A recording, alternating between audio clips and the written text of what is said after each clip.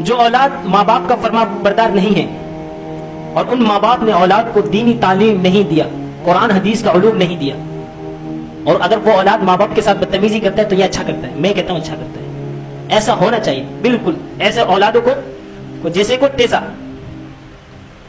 Very good, میں کہوں گا سلوک، جو اولاد ماں باپ کے ساتھ بدتمیزی کرتے اور ان ماں باپ نے ان کو دینی تعلیم سے آراستہ پیراستہ نہیں کیا، اگر وہ بدتمیزی کرتے بالکل صحیح کرتا ہے، کیونکہ فزکس اور کیمسٹری اور ریاضی اور معاشرت علوم اور سائنس اور انگلش اور اس میں فلانا دمکانے میں کہیں کوئی سبجیکٹ نہیں ہے کہ باپ کے یہ حقوق ہے، ماں کے یہ حقوق ہے، بہن بھائیوں کے یہ حقوق ہے۔ وہ کل تازہ نیوز سنا رہا، وہ اسکول کا نام لکھا ہوا تھا، اسکول کا نام تو نہیں لیتا، رکشے کے پیچھے اشتہار لگا ہوا تھا، ایک بچہ ہی گٹار لے کے کھڑا ہوا ہے، یعنی بغیرتی کی انتہا دے گا، آپ کے بچوں کو رب کا نافرمان بنانا ہو تو ہمارے پاس بھیجو۔ ایک میں گٹار لے کے کھڑا ہوا ہے اور ایک میں کرکٹ کا وہ پہنا ہوا ہے ڈریس، اور ایک میں کمپیوٹر کے سامنے بیٹھا ہوا ہے، یعنی آپ نے اولادوں کو فل رب کا باغی بنانا ہو تو ہمارے پاس بھیجو، ہم تربیت کر کے آپ کے پاس واپس کریں گے۔ پھر وہی اولاد اٹھا کر ماں باپ کو اولڈ ایج ہوم میں پھینک کے آتے ہیں، سر کا درد ہے، پھینک ان کو اولڈ ایج ہوم میں۔ یہ یورپ کنٹریوں میں جا کے دیکھیں، اولڈ ایج ہوم کا رواج ہے وہاں، ان کے پاس دنیاوی علوم سے بھرپور لیس ہے۔ آپ کی سوچ ہوگی، میری سوچ ہوگی، دنیا کا ایسا کوئی علوم نہیں جو انہوں نے سیکھا نہیں، دنیاوی تعلیم۔ ہمارے پاکستان سے لوگ دنیاوی علوم سیکھنے کہاں جاتے ہیں؟ یورپ کنٹری جاتے ہیں، امریکہ جاتے ہیں، برطانیہ جاتے ہیں، ملیشیا، تھائی لینڈ، یہ وہ فلاں جگہ، پوری دنیا کو انہوں نے چھان بین کر کے پورا اچھی طرح دیکھ لیا، لیکن وہاں کے ماں باپ کی زندگی دیکھیں، اٹھا کر کہاں پھینک رہے؟ پھینکو ان کو، یہ معاشرے کی گندگی ہے، پھینکو۔ کیوں؟ ان کے یہاں یہ دینی تعلیم کا کوئی رواج نہیں، ان کے یہاں تھوڑی پڑھایا جاتا ہے کہ ماں کے قدموں کے نیچے جنت ہے، پڑھایا جاتا ہے باپ جنت کا دروازہ ہے، ان کی نافرمانی کرو گے تو جنت کی خوشبو نہیں پا سکتے، لکھا ہوا ہے کہ ان کی تعلیم میں بڑا بھائی باپ کی جگہ ہوتا ہے، چاچا باپ کی جگہ ہوتا ہے، پڑوسیوں کے یہ حقوق ہے، بڑے بہن بھائیوں کے یہ حق ہے۔ ہم نے تو ابھی تک میں نے اپنے رپورٹ کے مطابق دیکھا ہے، میرے ساتھ جتنے بھی ڈاکٹروں کی ملاقات ہوئی ہوں گے اچھے، اب تک میں نے اس عمر میں جتنے بھی ڈاکٹروں کو دیکھا، سب سے بڑا بدتمیز، زبان سے مریض کو جب دیکھتے نا، کیا ہوا، ہاں کب سے یہی استعمال، ڈاکٹر صاحب کیا بول دے رہے، یہ استعمال کرو، جاؤ۔ پیشنٹ کے ساتھ ایسے بدتمیزی سے پیش آئیں گے، کیوں؟ سبجیکٹ ہے ہی نہیں ادب قاعدے کی، تعلیم تھوڑی ہے وہ پیسے کمانے کی مشین سکھا رہے۔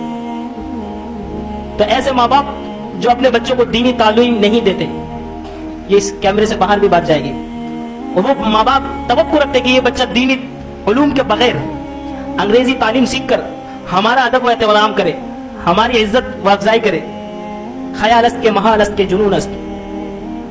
یہ آپ کا وہم و گمان ہے کہ وہ بچہ بڑا ہو کر آپ کے ادب و احترام کرے گا، یہ آپ کا وہم و گمان ہے، یا آپ ان کی تربیت نہیں کر رہے، تعلیم نہیں دے رہے، بلکہ بگاڑ رہے ہیں۔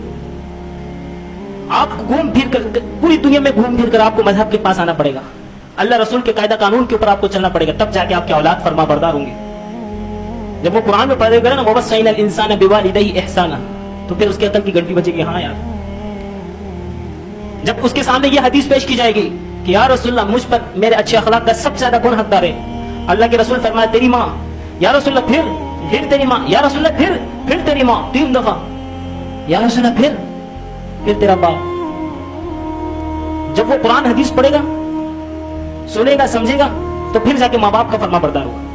اور جو ماں باپ نہیں دے گا تو وہ امید نہ رکھے کہ میرا بچہ میرا فرما بردار ہو، کیونکہ آپ کے پاس کوئی دنیا میں کوئی ایسا علوم ہے نہیں جو آپ کو سکھائے، تربیت، تعلیم، آداب، اخلاق، معاشرت، معاملات، یہ قرآن حدیث میں اور کہیں نہیں ہے۔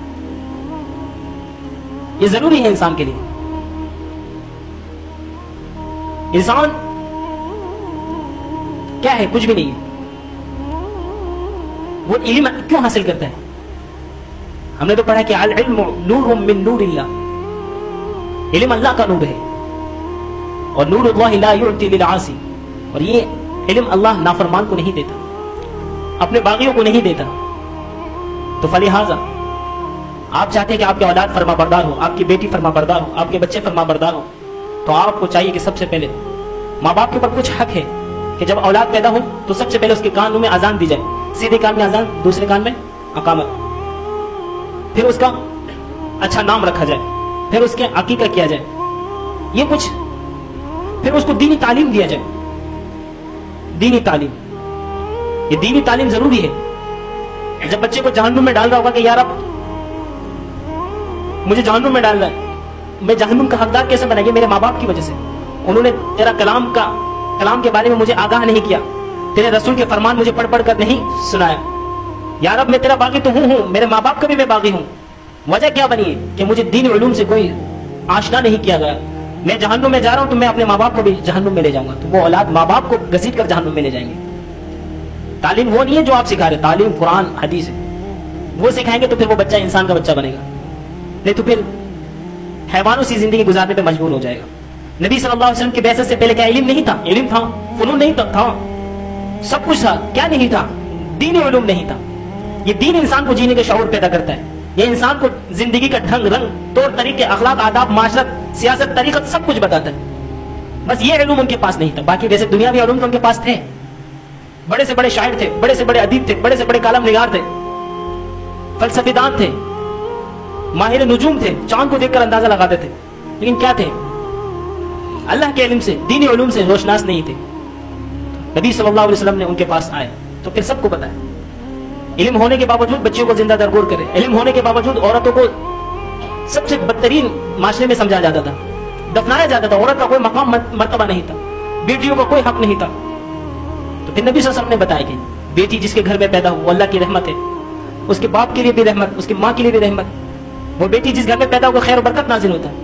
جس شخص نے اپنے 2 بیٹیوں کی پرورش کی اور ان کو شادی کروا دیا, اچھی تربیت کے بعد شادی بھی کروا دیا, تو نبی صلی اللہ علیہ وسلم نے فرمایا کہ میں محمد اور وہ کل قیامت کے دن ایسے ہوں گے.